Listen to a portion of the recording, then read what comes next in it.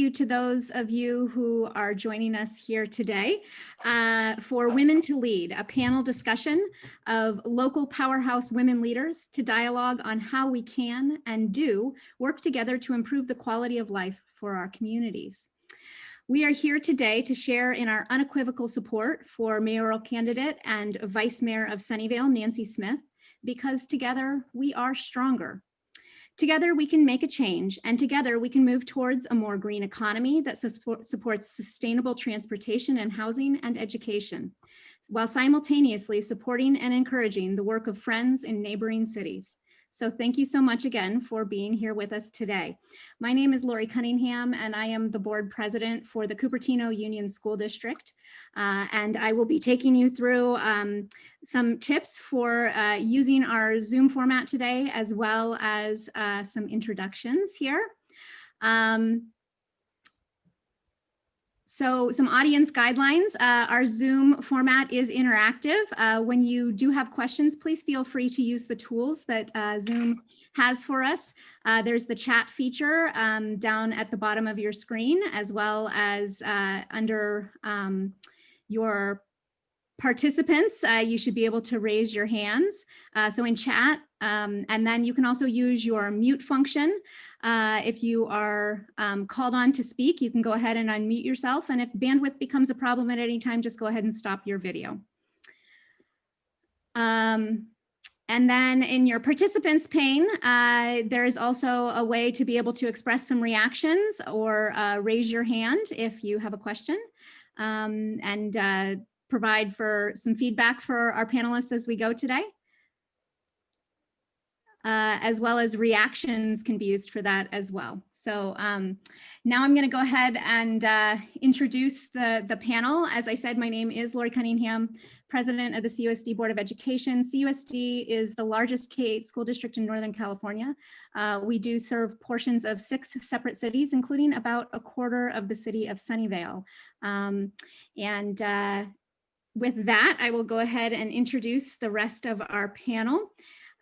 So we have Ellen Kamei with us. Ellen serves as the Vice Mayor of the City of Mountain View, and prior to being elected, served as a member of the Mountain View's Environmental Planning Commission. Born and raised in Silicon Valley, Ellen is a multiracial and multilingual woman who grew up on her family's 10-acre flower growing nursery. Ellen values participation and assistance, especially to those in need within the community. Susan Ellenberg represents District 4 on the Santa Clara County Board of Supervisors. And prior to her election to the Board of Supervisors, Supervisor Ellenberg served as the San Jose Unified School District Board of Trustees from 2014 to 2018, and as the board president in her final year in 2018. Supervisor Ellenberg is a tireless champion for all children. She focuses her work on prioritizing children, supporting mothers, empowering youth, and stabilizing families in our county. Claudia Rossi is here with us today. She is the president of the Santa Clara County Office of Education Board of Trustees and is now serving in her 2nd term. Claudia is a passionate champion for education, and in 2013, she received the California Legislature's California Peace Award, and in 2017, the Caris Community Champion Award. And in 2019, the San Jose and Silicon Valley NAACP Dorothy Irene Height Award. She also works as a registered nurse in South County. Shelley Mazer serves as the Vice Mayor of Redwood City. Are we seeing a theme here? Welcome to all of our Vice Mayors. Vice Mayor of Redwood City, before being elected on the council, she served as a school board trustee as well. She has been a leader in women's health and education for over 20 years, and she has organized to protect women's access to reproductive health services for most of her career. Education Foundation is a statewide nonprofit working on education and policy implementation that Shelley has been involved with as well. Margaret Abe Koga is the mayor of Mountain View. She has served 3 terms on the Mountain View City Council and is seeking her 4th. When selected as mayor in 2009, she became the first Asian American female mayor in Mountain View's history and led Mountain View out of an economic downturn. A school board member before serving on council, Margaret brings years of experience in leading out of crisis in her collaborative, thoughtful, and compassionate ways. Melinda Hamilton is joining us today. Melinda served 2 terms on the Sunnyvale City Council and as mayor from 2010 to 2012.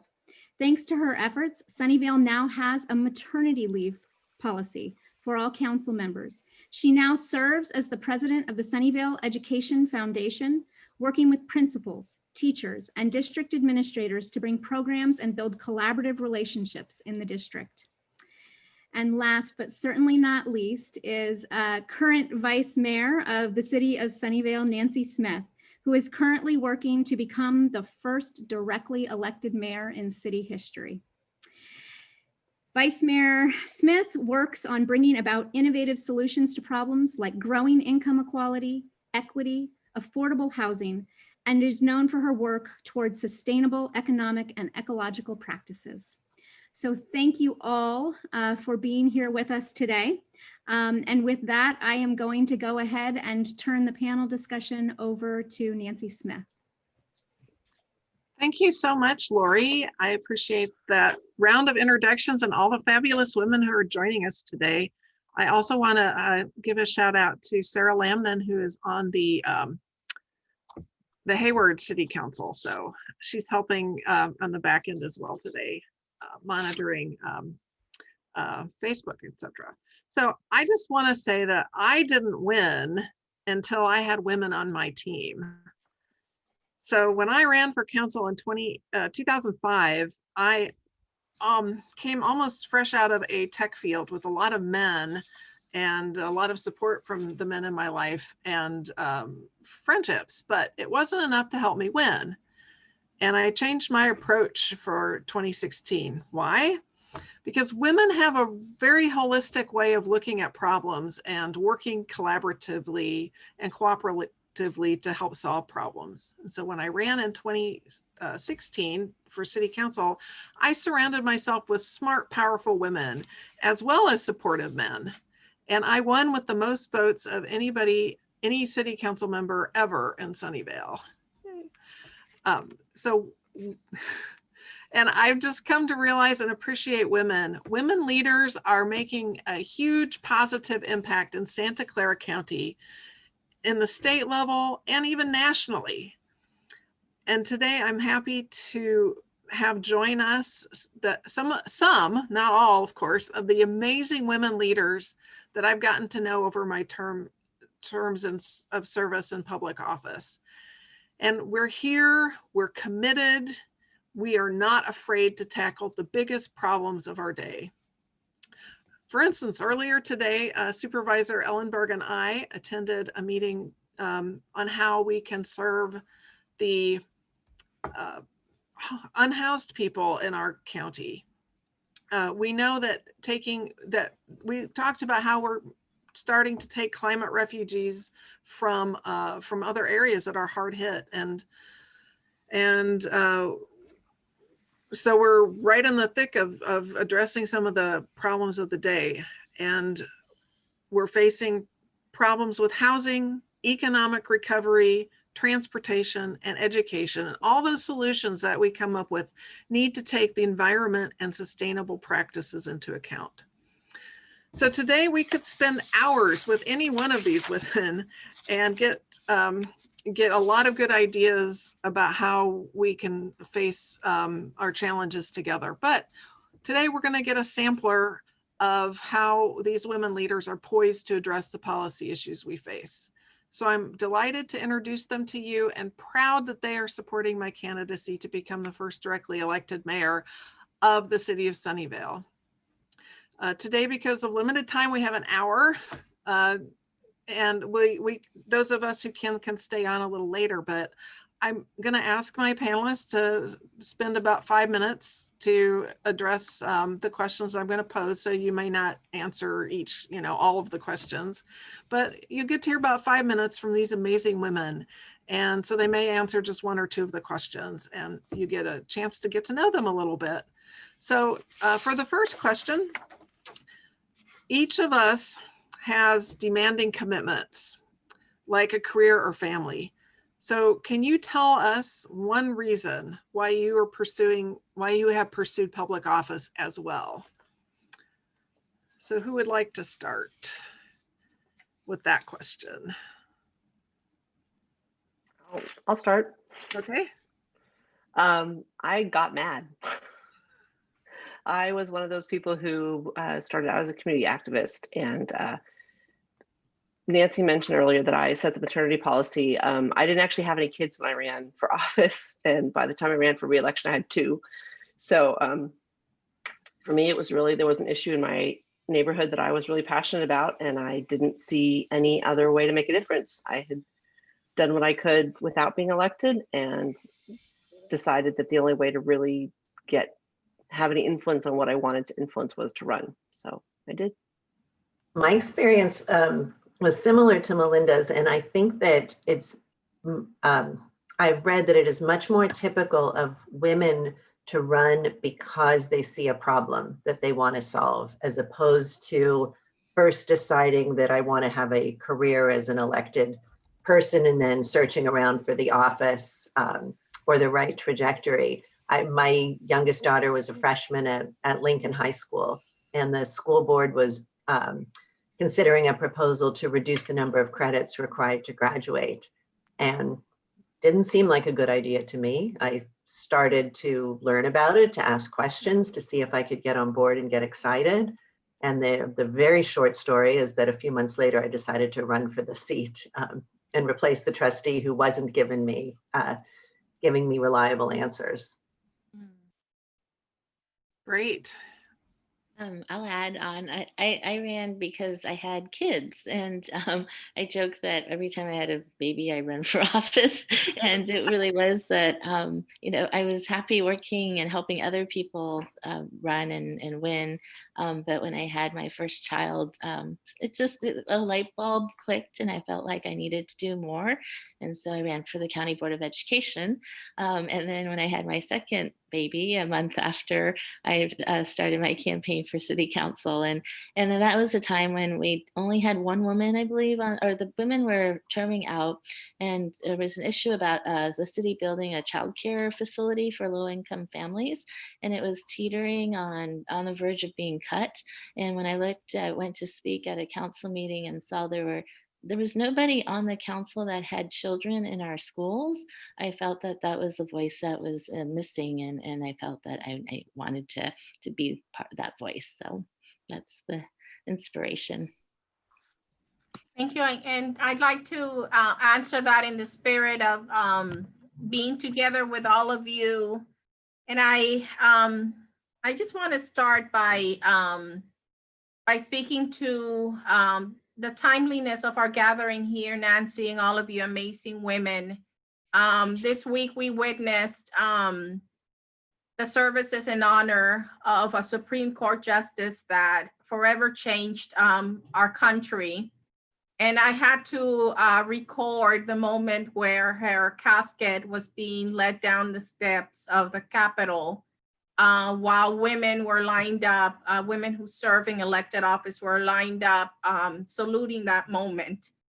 And as we speak right now, the nominee that will replace, unfortunately, our amazing advocate is being announced at this very moment. So I just want to speak to the moment that we're living in right now as women, that I'm just really happy that I'm in your presence. Otherwise, I think I'd be in my room literally sobbing. And what made me decide to run, I was asked to run by a teacher who was in her 70s. She was getting ready to retire. She saw something in me that I never saw in myself. I never saw myself as a person that would be out there running for office and holding elected office. There was nothing in my upbringing that would have made me think that I could presume to go out there and say to everyone, I can do this. I had a very supportive family, but I was raised to be the behind the scenes person. So I am here today because another woman who was wonderful saw something in me and encouraged me to run. And I know in seeing Susan Ellenberg with us today, there's an amazing young woman that worked in her campaign, Allie Hughes, and this isn't, please, I don't want you to think that this is a plug, though I am endorsing her. But I want to speak to the power of mentoring women and younger women and women in our community, because hopefully this is what will come out of our gathering, is just the power that we have collectively and the power that continues to solidify and grow when we see in each other potential and we encourage one another. So thank you. Claudia, you almost made me cry when you were talking about Ruth Bader Ginsburg, because the New York Times notification had just popped up on my phone, and I just almost couldn't even breathe when I heard that, because what it means for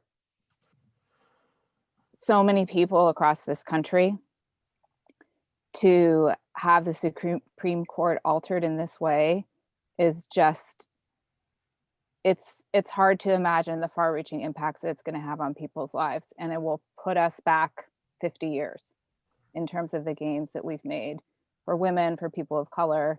And so thank you for noticing that moment, and I will try and keep it together. But I think in addition to that, I mean, it's just all of everything that's happening right in this time, and how challenging it is for everybody. Although I think we've seen laid bare the equity challenges that most of us knew were there already, but now they're evident and hard to miss. For me, I first ran for school board in Redwood City because I had been asked to run for school board in Mountain View. I was very active in Mountain View and actually advocating for my daughter's school, which was a school that served primarily low-income Latino kids. And I felt that the school board really was not paying attention to that school in the way that they should, or treating it with the respect that it should. And so when one of the school board members decided she wasn't going to run again, I'd spent so much time in their chambers that she told me that I needed to run. But we were moving, and so I was fortunate to arrive in Redwood City at a time that they had an opening on the school board, and applied and was appointed within about 3 months of moving to Redwood City, and ran and served on that board for 10 years. It's shaped my career. I've moved from public health into education. And it also spurred me when I ran for city council, because like many of you, I wanted somebody who was going to pay attention to kids and families on the council, and I didn't feel like there was a lot of connection to kids and families, and in particular our schools. So I think we share a lot of the same sort of motivations and experiences. Thank you, everybody, for speaking. Ellen, you haven't spoken yet. Do you want to speak to this one, or you want to wait for an upcoming one? You're on mute. So I'll wait. okay, great. Yeah, well, what I'm hearing is that women are engaged in their communities and are moved to step up and address concerns that they have. That was the case for me. I was on the board of a nonprofit for many years, and we were addressing basically digital divide issues and access issues. And I just realized that there were people who were working in that field for 30 years and things were not changing. So it came to my attention that to really make changes at scale, you have to legislate them. And so that is why I started running for office, because, well, actually I didn't start. I served on boards and commissions and tried to learn about the process and take baby steps. And so that's what brings me here today. And let me just say, I know that many of you have spoken about people who influenced you or encouraged you. So my next question is, what partnerships have you had that have helped you to build or improve upon your jurisdiction or community? And how has that benefited the people in your community?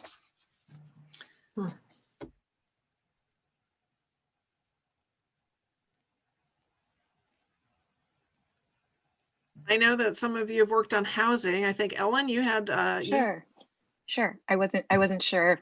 I saw Supervisor Ellenberg unmute, so I didn't want to. Oh. I was waiting. I had already been unmuted, and I just gave a little I know. I was like, oh, can't wait to hear. Yes, go ahead, Ellen. No, Maybe I I'll thought have she- something after. I thought that she pushed the buzzer. So, as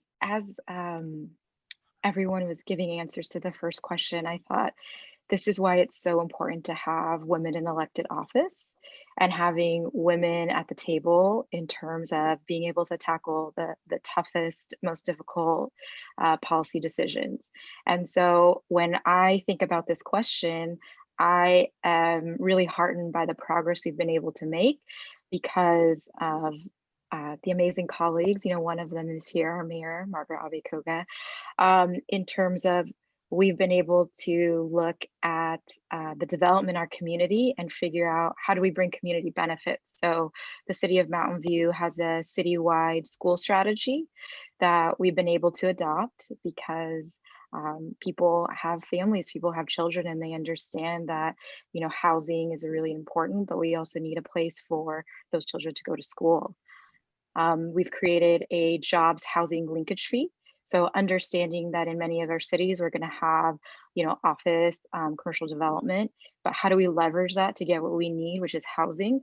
And when I talk about housing, it's not just, single family housing. We're talking affordable housing, missing middle housing, bringing that to the forefront of the conversation. We've also been able to do community partnerships related to safe parking programs and being able to provide opportunities for our unhoused and homeless population. So, women tend to have a collaborative spirit and are very creative and innovative and are willing to go outside of the box, have those difficult conversations with community members, city staff, other government agencies, the county, the state, and leverage those to benefit the community.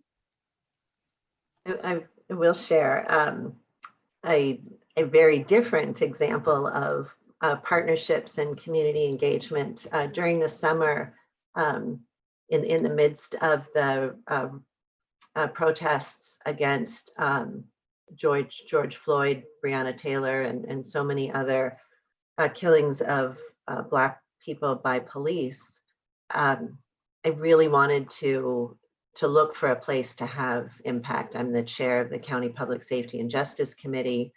But it was also really clear to me that as the white privileged lady, I was not going to put myself in a position of deciding what our community needed or what would be welcome and what would truly reshape public safety. So my office and I did a huge outreach campaign in June and July. We coordinated 3 community conversations. We had several hundred people participate, and then reached out to have 20 or so different stakeholder meetings and used all of that feedback in asking. The conversations were professionally moderated, and we asked people, what would make you feel safer in your community? And not a surprise, for the vast majority of people, it wasn't more police in our communities. And through all of these conversations, my team and I were able to tease out 22 specific recommendations that came from community members, stakeholders, organizations that are engaged in racial justice or criminal justice reform. And those 22 policy suggestions, again, rather than being brought forth by me, are going to be vetted by a special justice oversight committee, evaluated, determined, what's in the county's purview, what are budgetary impacts, what can we do, and then that engaged community group will come to the board and make recommendations and report to us of those 22 what we should be doing. And it felt to me, it was scary to do, but it felt to me like a very appropriate and then gratifying way of really trying to have a measurable impact on what public safety looks like across the county. And I'm feeling energized by the work. And I love that it was so public because it holds me so accountable for getting something done and not just listening and saying, thank you for sharing. And stay tuned. It's very much a work in progress, but it's one that I'm really excited about. So I'm going to ask a follow-up question. So it was scary because you didn't know the end result, or it was an open-ended question, or what was scary about it? Because I was so determined to not direct or steer it that I didn't know exactly where it would go. I didn't know, frankly, at the beginning if people would be drawn to me to take this space and have the conversations. There are so many groups and so many groups that are led by communities of color that I just was kind of, having some trepidations about coming in and somehow just being perceived to be performative in any way. So it was the optics that I was nervous about, never about the substance of the work. And when the first conversation filled up with 100+ people, I thought, okay, we're going to be okay. We can do this work. And it's now new relationships that I, fully intend to continue not only to cultivate, but to turn to as advisors and sounding boards and focus groups, and to really make this whole justice reform effort very community driven, with myself being a mouthpiece as opposed to a director of it. Thank you.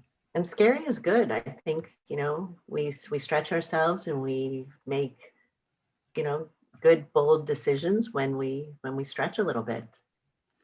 I think it's the time where the electeds can't even pretend to have all the answers. Absolutely I not. think opening things up to the community is very healthy and very bold. So I appreciate your leadership. But actually listening and doing something is the key, because I've participated in plenty of things even before I was elected where supposedly community input is sought, everybody gets to talk, and then it appears that decisions were predetermined from the very beginning and nothing is really much influenced, or it doesn't go beyond the task force or the conversation. So that's, I think, where the real tests of leadership lie. Thank you. That's very insightful. And if I ask for a show of hands of how many people have been in meetings like that, I am sure everybody's hand would go up. Would any other of I know that we haven't heard from Lori Cunningham yet, and I know she introduced us, but she's also an elected leader. And I know for a fact she's done some fabulous things with schools and transportation and sustainability. So I am hoping that she will answer. I'll just ask the next question, and the panelists can switch between them. The next question is, what are your proudest accomplishments for sustainable transportation, housing, education, green job creation, and what are you hoping to accomplish next? So that's the partnerships and then the accomplishments and goals. So we'll open it up a little bit further. So Lori? Okay, so I'll tackle the transportation piece first. So, I think one of the things that often comes to front of mind when you're talking about the intersection between schools and transportation is obviously going to be, how do our kids get to and from our schools through our communities? We're a school district that, like I said in the beginning, serves portions of 6 separate cities. So you were just talking about partnerships, believe me, we need partnerships when you're dealing with city councils in 6 separate cities. When we're working on things like safe routes to schools, often that is about sustainable transportation. It's about how do we improve walking and biking conditions for our kids and our families, but also for our entire community. Because when you lift up the safe routes to schools, that often means you're lifting up routes for everyone to use and to make the conditions safer, to improve traffic.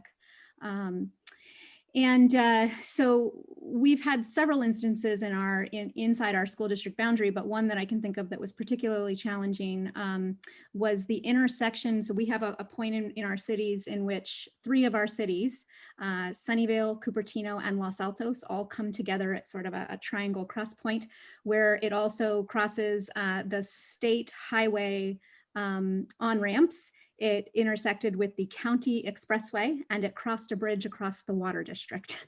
And so it took bringing 7 agencies together through one of our supervisor's offices through Joe Smidian's office, in order to bring together a study and a team to actually come together and assess what was going on with that route, and to create an opportunity for interjurisdictional partnerships.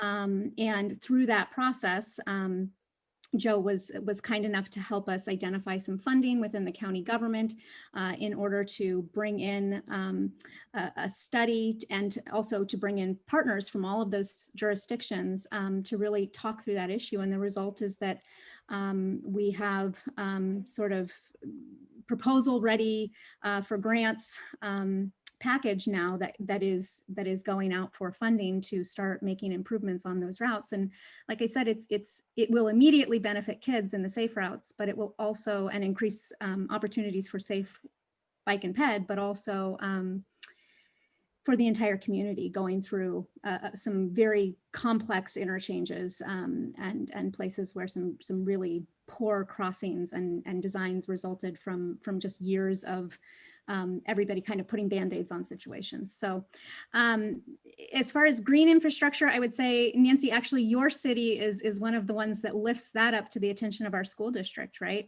There's some very active green initiatives, reducing carbon emissions, REACH codes work going on in Sunnyvale. And we have, residents that reach out to us and ask us to lift those up in our priorities when we look at our facilities. And actually, I don't see her on the call today, but Barbara Fukumoto, had contacted me about what we could do to get solar into our facilities master plan. And so that's something that I've taken up and brought forward. We are not able to do that with a bond right now, but we are looking at other ways in which we can work towards some of those energy efficiency investments using community partnerships and different funding mechanisms to get that work done in a way that makes it affordable for the school district while still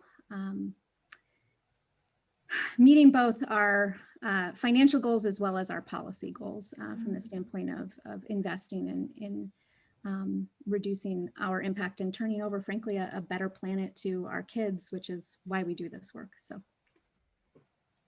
Thank you, Lori. Would anybody else like to answer the question about partnerships or your proudest accomplishments and dearest dreams? I'd like to share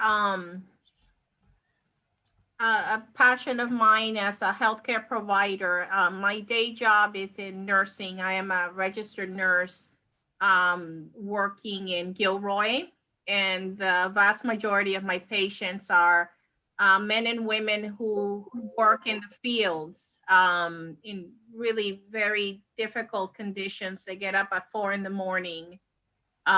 To grow the food that feeds us. And we're seeing rates of diabetes and hypertension that are just off the charts. So in recognizing the need to raise awareness in the community about pre-diabetes and the need to control hypertension, I have to say that I leveraged my position on the County Board of Education to create partnerships between the districts in South County, Gilroy Unified, Morgan Hill Unified, to bring health screenings for our parents, for our migrant parents. And so that is informal at this time, but I'm very proud of it because I'm the nurse that delivers those screenings, and I'm able to have conversations with mothers and fathers about diabetes and prevention. And so that's, it's a small one that hasn't been formalized and that'll continue to grow. But I think that now in the pandemic that we live in, and as we look ahead to vaccination rates, when we do have a reliable vaccine, that'll be something that that I'll be able to more fully realize, because I think that people are paying attention to healthcare issues more than ever at this time. Thank you, Claudia. That's great. A very real struggle for a lot of people is staying healthy. So that's great. And it's a way to bring this is what women do. They bring these variety of experiences and expertise together to solve problems and be proactive. So I really appreciate that. That's a great example. And I will just open up the last question here that I had. I know some of you in the panel, I'm probably going to open up a question that's like, what didn't I ask? So one is, can you share one thing that you've done to support women in leadership, or advice that you have for our audience today about how they can step up to leadership or support women who do? Can I start? Yes, Shelley, go. Susan, am I cutting you off? No, Shelley supported me, so there's one thing she did. One of the smartest things I've done. Yeah, I mean, I think I've done, you know, as in my bio, you heard that I started my sort of political career doing organizing around access to reproductive rights and women's health care, in particular, protecting clinics where women were seeking abortions. And so to me, it was very clear early on that there was a policy aspect and a systems aspect, as well as a programs aspect to the work that needs to be done. And that the decisions about women's health care, where I started, were being made mostly by men. And so I've spent a good chunk of my adult life supporting women running for office. Relatively recently, I founded a Democratic Women's Club, the DemFems, which just endorsed 22 women for office. In 2018, we endorsed 23 women running for local office. Our goal was gender parity in local office by 2028, but we actually achieved it in 2018 in San Mateo County. Thanks to the school boards for tipping us over the edge. But the goal with that was to create a pipeline of women who are ready to run for higher office, recognizing that in our state legislature, women are still sorely underrepresented. And then the second thing I just want to mention, because I see Aline on the call, is I recently joined the board of WIRE, which is an organization that helps women who are running for office and also helps identify opportunities to apply for boards, committees, and commissions, which are a great place. I think many people on this call have served on some board, committee, or commission before they were elected. And it's a great place to get your feet wet and sort of understand, like, where do you want to find your place in the public realm. But WIRE is supporting 300 women candidates right now. Is that right, Aline? More or less? They're in Santa Clara and San Mateo counties. There are 245 women running, and we've offered our services, mentoring services and workshops to them all, and we've had a lot of them take advantage of it. Yeah. So it's great to see women stepping up and running. And so one thing I would say is, if you aren't currently running, but you're thinking of running in the future, please do reach out to WIRE. I think everybody involved with WIRE is happy to help and support candidates. Thank you, Shelley. So any other panelists? Let's see, we've heard from Melinda. You have been working to elevate women in leadership in Sunnyvale through SCF and also tackle some education needs. So you want to tell us about your work? Well, I guess I could offer a glimpse of what happens after you get out of office. I'm the founding president of the Sunnyvale Education Foundation, and this is at least the third attempt to have an education foundation in Sunnyvale. We know that there have been previous attempts, but until 5 years ago, the Sunnyvale School District was the only school district of the 4 in Sunnyvale that didn't have an ed foundation. And we have a board of 18. Well, right now we have 15 people on our board, and most of them are women. I don't know that most of them will go on to run for political office, but we have been able to really, going back to the previous question a little bit, we have really been able to partner with the city and the school district to really do some great things for education in Sunnyvale. We actually, the schools we support are about half the schools within the city boundaries. And we have, this past year, we raised over $200,000 for those schools, mostly through corporate donations. We are not the typical Ed Foundation that raises money off the parents, because we don't have the parent population. We don't have a parent population that can give $400 or $500 per student a year. We just don't have that. Almost half of our district is Title I. So for me, it's been, I think my council experience really gave me a different view on how to do an organization like this and how to leverage partnerships with the corporate citizens and other people. But helping women get elected, every single election cycle in Sunnyvale, I am working for somebody's campaign, doing endorsements, or helping out with donations, flyers. I have walked precincts, but not this round. Just doing what I can, because I think it's really important. I was the only woman on the council for 6 of my 8 years.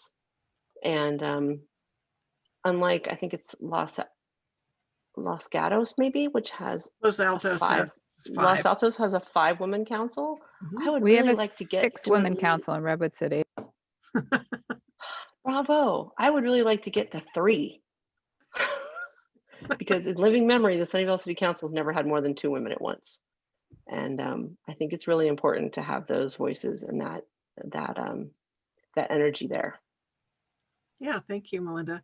So I'm going to give a shout out to Susan, Supervisor Ellenberg. She needs to drop off. And I think there were some questions about transit I'll just say that women are currently in charge of ETA, and I did not, we have so many great women who are running and in office. But I will work with Jeannie to get questions. Jeannie Bruins is the president this year. So I will work with her to ask her the questions that Eugene raised.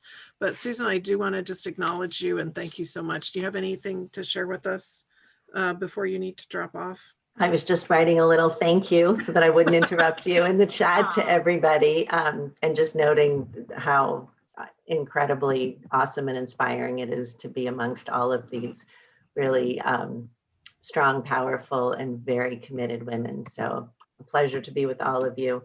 I hope somebody is going to do an ask for money because Nancy's campaign. Oh yeah, they've been ongoing. Excellent. Okay, good. All right. Thanks, everybody. Have a good day and be safe. Thank you, Susan. And Eugene, we'll work back with you to get, I think we have, it didn't quite intend it this way, but a lot of our people on today are very expert in education. I will maybe talk a little bit about transportation in a minute, but I do know, let's talk a little bit about green jobs, because I know that Mayor Abe Koga and I have worked with Supervisor Ellenberg on the Silicon Valley Clean Energy. And I know for a fact that we are doing our part to help develop green jobs. Is that something you could talk to us about, Mayor Abe Koga? Thank you. I actually was going to try to chime in the earlier question about partnerships, because I really appreciate that Mountain View and Sunnyvale has had a great partnership for many, many years. And it's great when neighboring cities can work together on certain projects and initiatives. And we don't always get along, but Sunnyvale and Mountain View have had a good tradition of that. And Silicon Valley Clean Energy is something that came out of that partnership. And it was early on. Actually, it was, I think I attribute it to our residents coming forward and asking us to look at the CCA, and Sunnyvale residents too.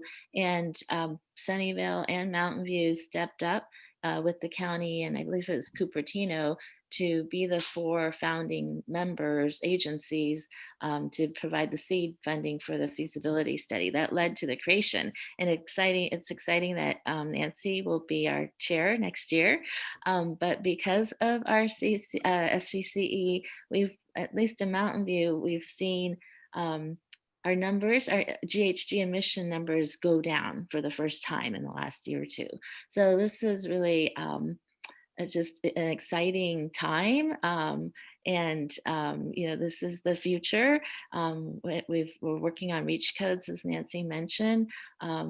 It's, you know, it's bold leadership, frankly. And, you know, some folks are a little concerned, but it's what we need to do to really combat climate change and reverse the trend. And with that comes a lot of opportunity, I would say, in terms of, as mentioned, green jobs. And we're working on that at Clean Energy SVCE to encourage more opportunities. So I'm excited to have Nancy leading the way right now. And yeah, next year she'll be chair. So look forward to that. Thanks.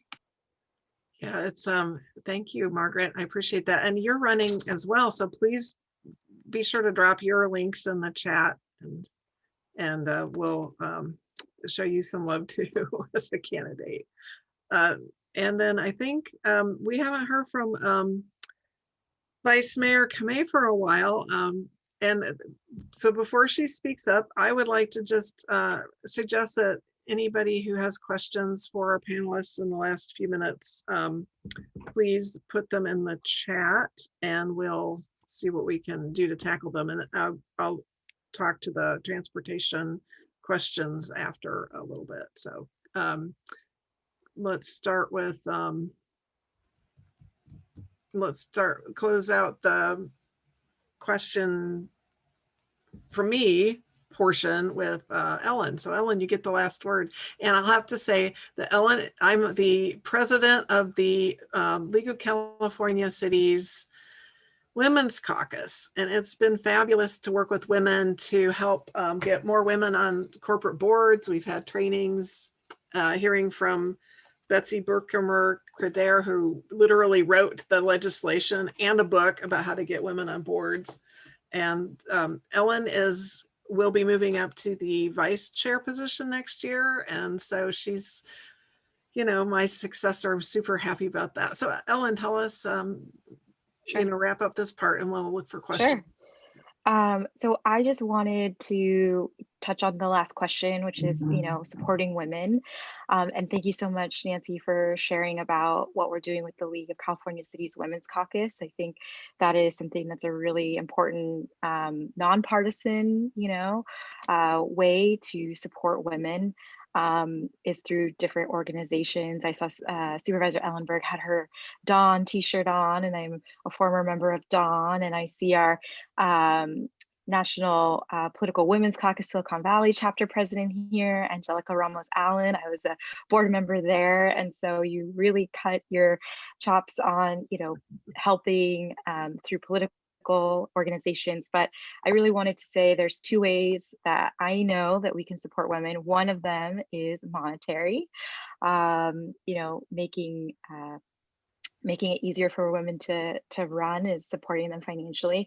And then the other is mentorship. I wouldn't be a member of the Mountain View City Council without the mentorship of our mayor, Mayor Abe Koga, who encouraged me to apply for a vacancy for Planning Commission. Oh my gosh, like 9 years ago, which was an incredible experience and led me to decide to run for office. And then I'm a part of the League of California Women's Caucus because of Vice Mayor Smith. And so I think it's really thinking about encouraging women, but also pipelining women. And that's the best way that you can be of support, as well as you know, words of encouragement. I think that there are times when we will all be tested, or when we'll be told that we have to wait our turn. I think that we have to dispel all of that, and our time is now. Thanks, Nancy. Very well wrapped up. Nancy, I'd like to jump in, and I say this every chance I get. I am honored to serve with Rosemary Kamei on the County Board of Education, and I still have to do some research on this. I believe that Ellen and Rosemary might be the only mother-daughter elected, not only out of Santa Clara County, but we have to do some research. And I'd love to have an event where we have you both on the same stage, because she is, my colleague Rosemary is amazing. And I know that seeing your mother work as hard as she has for our community, I'm sure was that first inspiration to consider public office. Definitely. She'll love being asked if we're sisters and not mother-daughter. Thank you. Thank you, Claudia. That's great. So so we had a question about what we can do to help transit. VTA is reducing their plans for service, which is really, really unfortunate. And I would just say that transportation is coming up a lot in the unhoused task force, because we are expecting more people who are unhoused as COVID goes on. And cities are looking at some really, I'm going to say, new ways of thinking about it. And transportation is a huge aspect, and it's very much a missing piece of having low-cost transportation that's timely to get people to their medical appointments, to where they can find food and shelter, and where they can find jobs and perform the jobs. So it's something that I bring up at every meeting, pretty much, transportation. And COVID has obviously not been kind to transportation. And I will, Eugene Bradley, who is, he's the president, maybe founder of the Transit Users Group. I get their mailings all the time. But these are very important issues and very much timely to ask about it. So Eugene, I'll say that I support Measure RR to electrify Caltrain, and I also support Caltrain's efforts to have a more equitable fare system. And many of us have pushed them to do that for a while. They've done some studies with VTA, and I am following that closely. I think their data was really well done, and they partnered with VTA. Caltrain partnered with VTA to do that. And I do support the Seamless Bay Area vision, and we'll work to get more equitable transportation. So I hear you, and I'm concerned. I do bring it up quite a bit when I get a chance. So let's sit down, let's talk. I'll take your questions forward to Council Member Bruins, and we'll get that going. Are there any other questions from the audience? Nancy, I see one in the chat. You want me to read it out? Yeah, sure. Okay, so I see one from Jeremy Gluckman. Are there initiatives underway around rental assistance to address the rise of homelessness as a result of COVID-19? So the task force is, the Congress is working on looking at some things in terms of relief packages. Frankly, what the county and the city people are looking at, unfortunately, is well, fortunately or unfortunately, we're looking at emergency measures. And so that could take the form of putting people in motels or hotels, as we have been doing. We need to maybe extend that, and finding whatever kinds of housing options and shelter options that we can. Specifically, I don't know of anything about rental assistance, but it certainly is a tool in a toolkit to look at. Nancy, maybe I could just share a little bit about what we've been doing in San Mateo County. Mm-hmm. So first, I'll just say, as a county, there has been work collaboratively on rental assistance through our SMC Strong Fund. But I do have to give a shout out to my city, Redwood City, because fully 40% of everyone who's received rental assistance since the start of COVID is a Redwood City resident, or in our North Fair Oaks area, they've received it through our Redwood City Rental Assistance Fund. As a council, we set aside federal dollars to provide rental assistance to our community. Those federal dollars that we received that would have normally gone to other housing initiatives are now being matched by the community. We've had our Education Foundation raise money for rental assistance. We have a Parks and Arts Foundation in Redwood City. They're on track to raise another $50,000 for rental assistance. We've been able to serve every person or family who's sought rental assistance in Redwood City at least once, and some more than once. And I think we now still have about $2 million because we've continued to put aside additional dollars for rental assistance. So if anybody is curious about how we did that, or you want to try it in your city, I'm happy to chat offline. It's made a huge difference. And I think, Jeremy, you're right that keeping people in their homes is the absolute best way that we can try and reduce the numbers of people who are homeless. You know, it's a multi-pronged strategy, and I am proud of how we've approached it in Redwood City.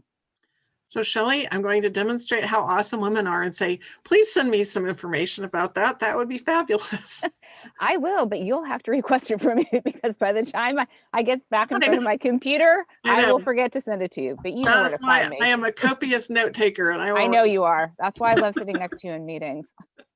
And I'm gonna give a shout out to Sarah, who is from a different county. Sarah, do you have anything that's going on in Hayward, or do you want to add anything? As in the, you know, you were helping out so great, and I just want to give you a shout out and a chance to say something.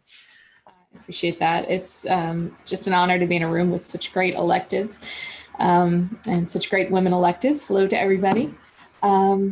Looking at it really is about collaboration, and I think, you know, one of the things that I'm starting to push on in our side of the Bay, and I have no doubt that we need to do this together as a region, is to look at how do we capture properties that are going to be coming on the market. You know, absolutely, Shelley, you're right. The best approach is to prevent people from losing their properties. But we also know that it is likely that properties will come on the market either because of financial distress or because people will seize this moment. I mean, I'm sure you're seeing in your communities, just like we are, signs that say, you know, we'll pay cash for housing or things like that. And that is a prime opportunity for displacement as people buy those as speculative properties, raise the rents, evict people, and those become higher income properties, which I understand is great for the investors, not great for our communities, not great for the people living in there. And so I think the opportunities to do things like community land trusts and collaborative land banking, you know, our communities invest in LAIF funds, which have a very small return on investment. And what if we actually leveraged those investment dollars to create an investment fund to capture these properties? I don't have all the details worked out, but if you want to work with me, I'd love to work with you. And if you have ideas, as Shelley was mentioning earlier, I'm more than happy to collaborate. So yes, shout out to the Emerge Sisterhood and all of the opportunities to collaborate. And cheers to the future mayor, Ms. Nancy Smith. Thank you, Sarah. Okay, I'm going to hand it back over to Lori to wrap us up. And thank you, everybody, for coming. Okay. So indeed, thank you to everybody for being here today. I hope that you saw the links in the chat. One of the hardest things about answering the call to public service for women is frankly asking for money, because it takes money to run an effective campaign and get the message out about the important work that women do to lift up our communities and to think different about how we provide leadership to all members of society. And so we hope that you will take the link there in the chat and do it now, do it today. This is a very important race in the city of Sunnyvale. I know Margaret dropped her link in as well for the city of Mountain View. And so give these women some, love and some support in the form of a contribution today. Please join me. I have donated more than once to Nancy's campaign and will continue to, because it is so important that we get powerful voices for communities into public office. And And often are our women leaders. Nancy, what have you got? Okay, this is so nerdy. And I send handwritten notes, thank yous to everybody. And if you donate, you will get a special commemorative stamp celebrating women's suffrage, 100 years of women's suffrage. So That's super cool. you will eventually get one. Excellent. All right. So with that, thank you to our panel. Thank you to all of the members of the community that were able to join us live today, and to those who will watch this video playing back. Shout out to my fellow trustees from Sunnyvale. I see Michelle and Naomi too. So thank you for being here. More powerful women leaders in the community, showing up to create partnerships and connections and relationships for effective and good governance. All right, so with that, any last words from anybody? All right, so seeing none, thank you all. We hope that you have a wonderful day, and don't forget to donate. Thank you. I think we're going to hang out a little bit, so maybe we can go, we're not recording and we're not